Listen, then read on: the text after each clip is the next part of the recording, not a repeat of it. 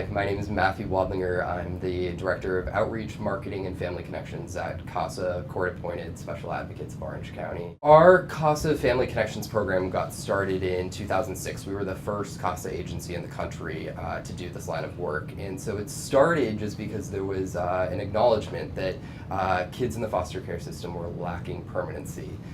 So what this program strives to do is we look for family members as well as non-related extended family members of our children and try to engage them or re-engage them to be part of the child's life. So there's a searching component where we're looking for these people, and then there's an engagement component where we're trying to bring them into the child's life to have a relationship with that child. The very first case that I worked in this program, it was a case where a child had never met her biological father before. We found her father's full name listed on the birth certificate. I went back here to the office, I looked him up on Facebook. He was the one person that popped up when I put the name in, and it had his town name listed in there. With that information, I plugged him into whitepages.com with his town name, his full name, and a phone number appeared, and I gave him a phone call. And when I identified who I was and why I was calling him, he immediately broke down in tears.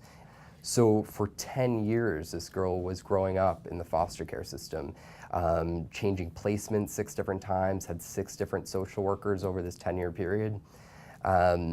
And we were the first person calling him, letting him know that his daughter was in the foster care system and that he could, he could communicate with her and he could have a relationship with her. After everything checked out, we were able to start some Skype sessions between her biological father, who was living in Oklahoma, as well as her, who was living here in Orange County, and those went really well.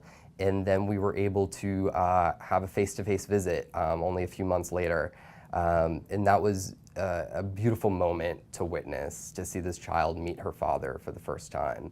Typically what would happen is that a child's living with their biological mother, and then the mother loses custody of that child, and that child enters into the foster care system for whatever reason. So there is a theory that the apple doesn't fall far from the tree, and that just because a child's parent is a criminal history or a drug addiction, that this child's going to wind up going that same route, and that's not true.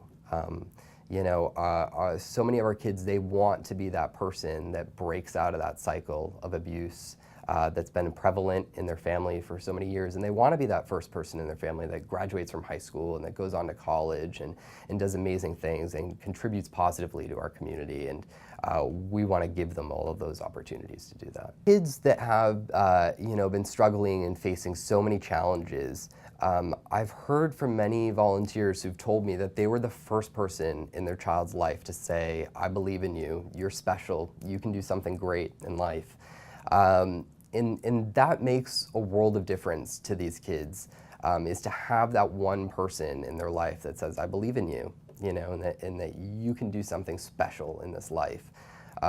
Every kid deserves to have an adult like that in their life, that's encouraging them to do better and to be a better person and to do great things in this community. What I hear from a lot of our volunteers is that they always end up getting more out of this than the child themselves. I don't even really know how that's possible, because our kids are getting so much out of this and I see such amazing outcomes. But our volunteers say that it kind of restores their faith in humanity a little bit. It only takes one caring adult to change the life of a foster youth. Why not you? To fosterchange.org.